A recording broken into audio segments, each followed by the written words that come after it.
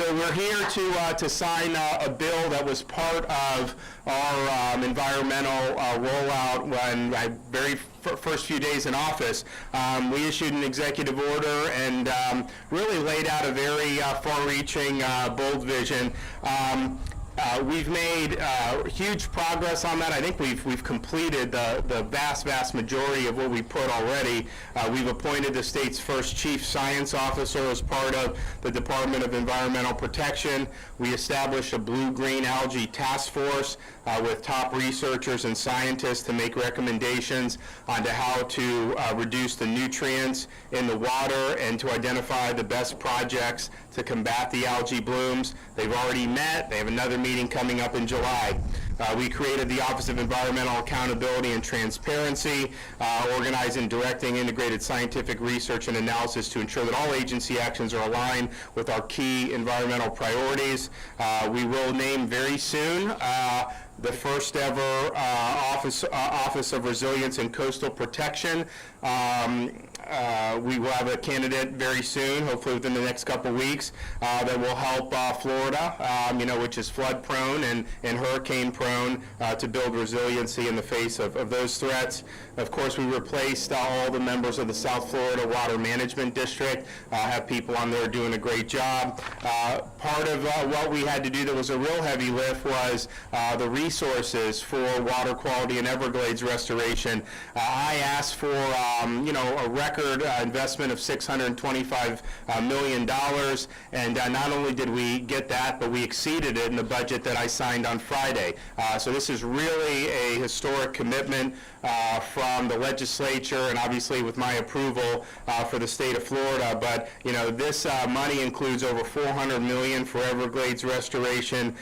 We did get the $40 million to put the state's portion to raise the Tamiami Trail, and the federal government has provided the $60 million. So that's locked and loaded. That's a huge win for people in Florida. $25 million to improve water quality and combat algae blooms and red tide. $50 million for targeted water quality improvements so we can achieve meaningful nutrient reductions in key water bodies. $100 million to restore Florida springs. $40 million for alternative water supply, and on it goes. And so this was, I think, really bold, and I think the legislature deserves a lot of credit.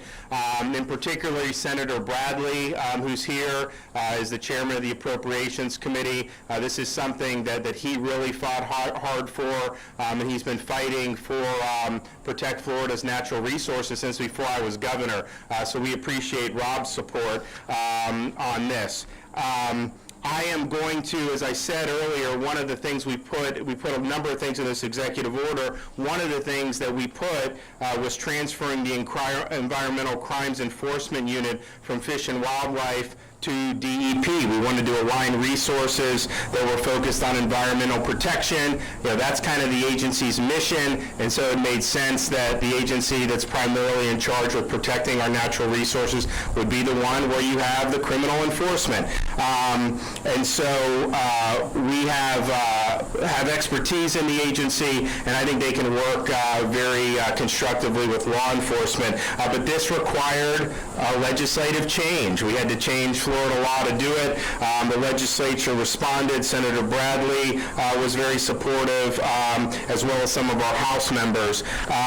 So I'm going to sign that bill in a minute, but first I'm going to let some folks come up and say a few things. I will highlight, too, in addition to all those things that I talked about, there's a number of projects approved in the budget. Alternative water supply for Stuart, Palm Beach County, Loxahatchee River Preserve Initiative, a lot of money for that. Indian River Lagoon Monitoring System Project, Smithsonian Marine Research Station, money for that, the research lab, so on it goes. So I think that for people that really care about these issues, which I think are most Floridians, they should feel really good that we accomplished an awful lot. So I'm going to bring up, we're going to hear from Senator Bradley, we'll hear from our DEP Secretary, then we have Colonel Curtis Brown. After they speak, I will put my John Hancock on the bill.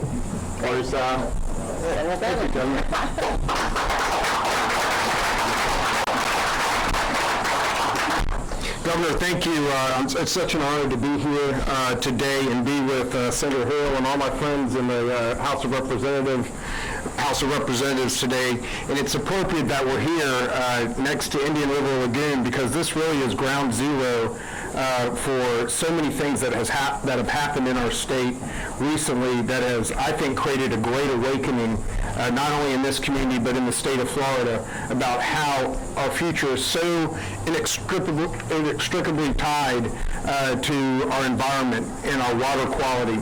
And we have a governor, and Governor DeSantis, that has made that a centerpiece of his administration. And we're so proud in the legislature to fight alongside Governor DeSantis to make sure that we don't just say what we're going to do, but then follow through and actually do it. In this budget this year, $1.9 billion in efforts towards environmental preservation, over $500 million for Everglades restoration. All of these are record investments. And it's because Governor DeSantis said what he was going to do, and then he followed through on it. And I'm proud to stand here with my fellow members of the legislature to stand tall with him. If you look back at all the people that have fought through the years for these efforts, from Nathaniel Reed to Marjorie Stoneman Douglas, and they're looking down on us today saying, Governor DeSantis, our First Lady, legislature, we're proud that you have joined with the people of the state of Florida to take this state back and take our environment into our fate into our own hands, and make sure that we have clean water and we protect our beaches, our rivers, our springs, and that wonderful river of grass, because I will tell you, history will judge what we do right now. And if we don't make the right decisions on all of those natural resources that God has given us, then history will judge us poorly. But the light is that not only at the end of the tunnel, it is right in front of us now. And we are making the right steps to make sure that our kids and our grandkids are going to have the environment that they deserve, that God gave us and we inherited. And with that, our leader in the Department of Environmental Protection that Governor DeSantis appointed and is such a champion is Secretary Noah Valenstein. He is such a good point person for making sure that all these things happen. And Mr. Secretary, good to see you. Thank you. It's an honor to join the Governor and First Lady and so many members of our legislature here today who all have made the environment such a priority for the state of Florida. I'm honored to work with 3,000 of some of the best natural resource managers in the world who've dedicated their career to protecting the resources here in the state of Florida. And you listen to the Governor, and it's every day he is talking about how important the environment is, and you hear him list through so quickly lists of accomplishment that would normally take 5 years to do, and here we are, only 6 months into the governor's administration, and we already feel like we've got years behind us in accomplishments, which is such a wonderful thing to have for an agency where, again, you have folks who have been looking for this leadership and are so excited to see it. And I'll mention, we have now a record amount of funding for Everglades, for coastal resilience, for water quality, for working on blue-green algae and red tide. The other thing we have in the leadership that's so important for us as an agency is to see the governor's focus on making sure science is at the forefront of everything we do. He mentioned our chief science officer who recently came on board at the department. To have that, to soon have a chief resiliency officer, again, two of the first for the state of Florida, to really set us apart from the rest of the nation, to say science is going to be at the forefront of everything we're doing to protect the environment, but also to say the laws we have on the books are important, and we expect the department, and we understand clearly from the governor that he expects us to enforce the laws we have. And so the bill he's about to sign to give us a group of individuals who are sworn law enforcement officers who can do criminal investigations to make sure we are enforcing the laws on the book is just true environmental leadership, and for that we thank the governor. I'd like to invite up Colonel Brown, who works with FWCC, who's a tremendous partner for the agency. I'd like to thank the Governor and the First Lady for having me here today. I'd like to start by saying that I'm very proud to call Ron DeSantis our Governor of the great state of Florida, and thank him for approving the budget for the 2019-2020 fiscal year.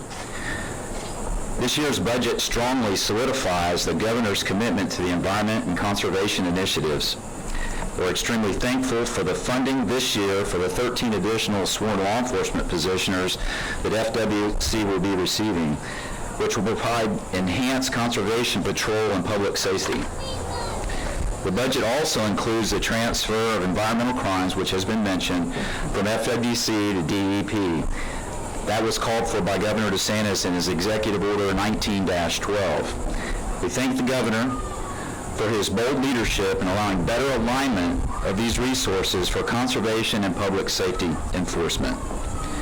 We are actively working with our partners at DEP and the Governor's office on a smooth transition of these positions so Florida's residents and visitors can continue to enjoy safe outdoor opportunities and healthy ecosystems. These are just a few, as the Governor mentioned, but these are some that are specific to FWC budget highlights. But the Center for Red Tide Research, $4.2 million. Coral Reef Disease Response and Restoration, $400,000. Hurricane Irma Marine Fisheries Disaster Recovery, $23.8 million. Management of Invasive Species, $1 million. And then once again, the enhanced law enforcement, the 13 positions is $1.8 million. And then once again, in closing, I want to thank Governor DeSantis for his steadfast leadership for conservation. Thank you. All right, we'll go right over here and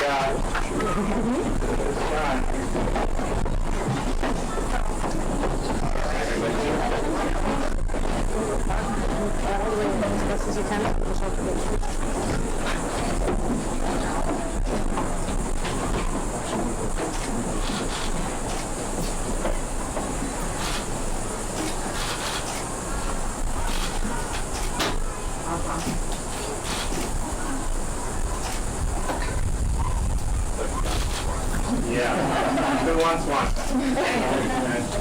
All right, anyone else? All right, there you go. Yep, there you go. All right. Thanks, John.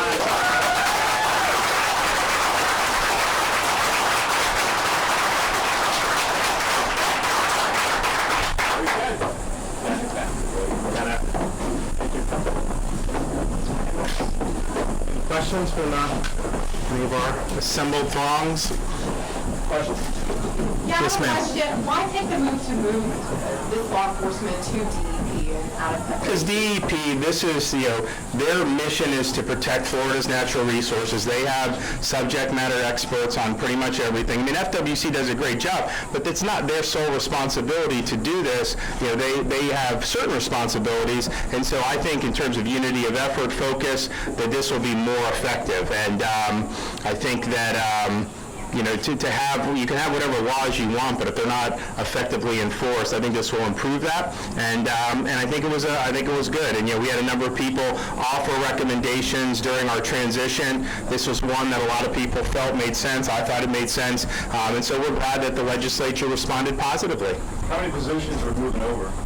How many total is it going to be? 19? Yeah, 19. Governor, a recent report shows a potential deadly toxin has been found in the Indian River Lagoon. What has the state been doing to combat the challenges facing the lagoon? Well, obviously, with the budget, I mean, this was one of the key things that we're trying to address. And so we have resources, as Noah mentioned, that we'll be able to do. He can speak to, what they've done lately on a specific thing. If you want to speak to it, go ahead. And so, if we're talking about blue-green, red tide, or brown algae, obviously the governor's laid out what I think is the most massive historical effort to address those issues, again, from a harmful algal bloom task force to a blue-green algae task force, along with record funding to address those issues. We also have chemical compounds that we find on our waters. One of them, recently, we have set up a laboratory within the department that now has the ability to look after even those types of compounds, and we're aggressively going out and partnering with local governments, identifying locations if there are chemical compounds in water supply, whether it's Indian River Lagoon or drinking water, and providing resources to those communities to make sure the water quality is always safe and that we're aggressively going after the problem. Thank you. I have another question. Martin County has a high number of hepatitis A cases. What is the Department of Health doing to address this issue? Well, they're doing a lot. So the Lieutenant Governor has been overseeing that agency. She's been engaged in it, and our Surgeon General, Scott Rivkees, is on board. He's engaged in it. We have medicine available. I think the key is to getting it to people that need it. So it's something that is a very high priority for the agency, and they're actively involved. And I know that there's been cases in Martin, and those are significant because we've had a number of deaths. There are many more cases in some other communities as well. So we're looking at the entire state to make sure that we're providing the support that folks need. So thank you very much. Appreciate it.